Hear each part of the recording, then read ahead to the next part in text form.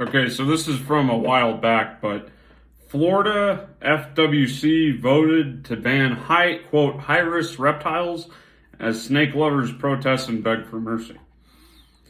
The Florida Fish and Wildlife Conservation Commission Thursday voted to unanimously for a set of rules that would ban owning or breeding 6 types of pythons, the green anaconda, and 9 other, high-risk reptiles. The new rules would eliminate commercial breeding and pet ownership of 16 high-risk reptiles, put the reptiles on the state's prohibited species list, and limiting possession to permitted facilities, engage in educational exhibition, research or eradication or control activities. The 16 reptiles include Burmese pythons, reticulate pythons, scrub pythons, northern African pythons, southern African pythons, amethystine pythons, green anacondas, Nile monitor lizards, tegus, all species, and green iguanas. The FWC received more than 1,400 written comments and 5,500 surveys about the proposed rule. It held 10 workshops with more than 200 participants in the run-up to Thursday's rulemaking meeting. But that didn't stop the meeting from being a hotbed of angry and passionate speakers from both sides of the aisle. Emotions sometimes boiled over as more than 170 people were called on to comment, many asking to stop the ban or at least to reconsider it. Quote, please look into it more. Please think about everyone's lives. It's not just Florida. Biologists say the ban is needed to flatten the reptile, quote, invasion curve.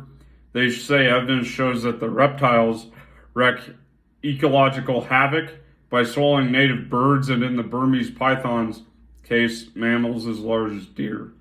But certain lovers say the move is nothing short of a state-orchestrated snake apocalypse that they claim unfairly targets their pets and businesses. Opponents of the ruling challenged the science used to justify the ban.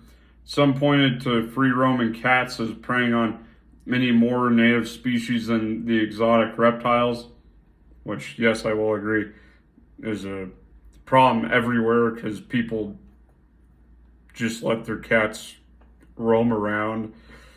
Heck, just this weekend I saw a dog just wandering in the street at night. No leash, no collar, so who knows what happened to that dog.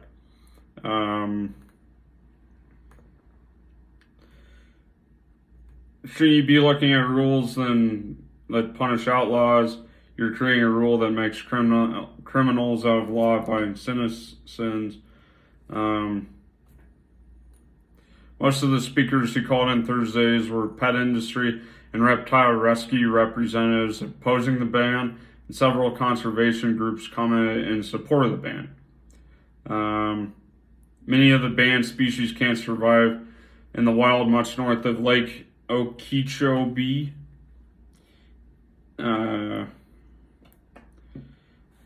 That person also said that the ban should not include color morph reptiles, which sell for thousands of dollars and have even more trouble surviving in the wild. Their value is so high, nobody's going to release them. I'm not sure they're getting released all the time.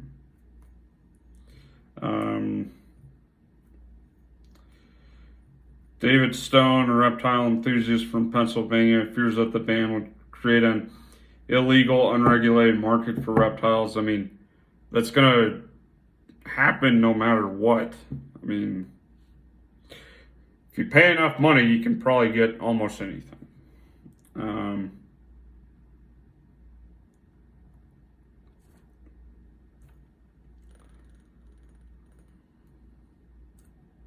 A reptile industry rep in Florida said his industry's voices are not being heard regarding the economic impacts to their businesses.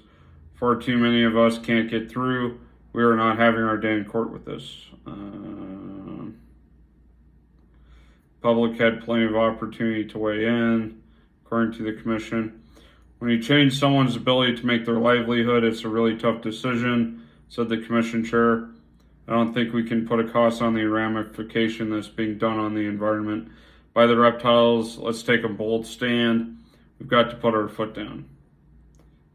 He went on to say, as a fan of free enterprise, this is a tough one for him.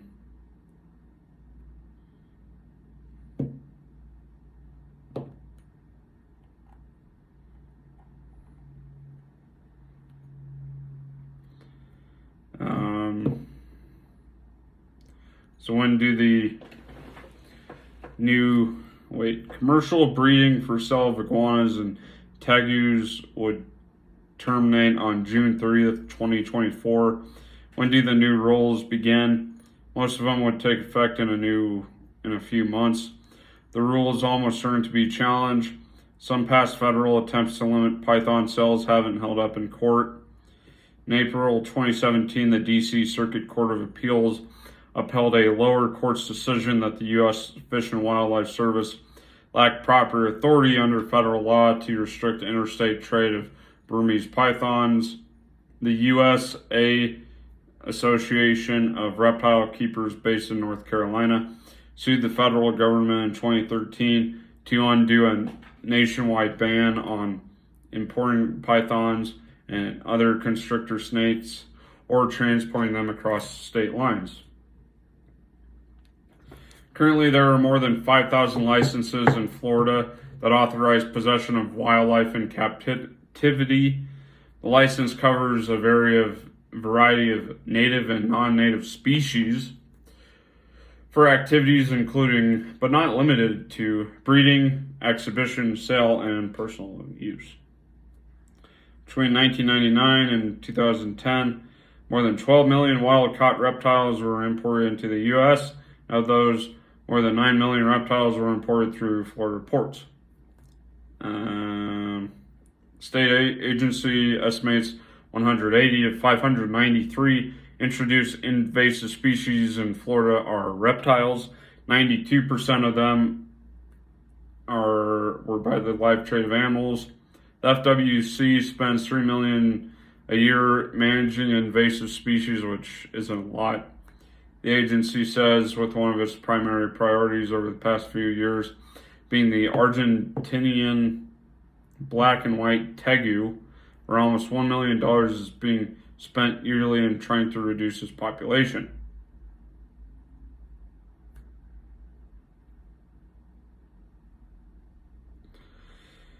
To help keep such invaders at bay, FWC people hold exotic pet amnesty day events where people can hand over their snakes and other exotic pets, which then get sent to zoos and other qualified adopters. One of the most difficult parts of this job is regulating livelihoods. He agrees the environment trumps the livelihood on this one, unfortunately. Don't you want the Everglades?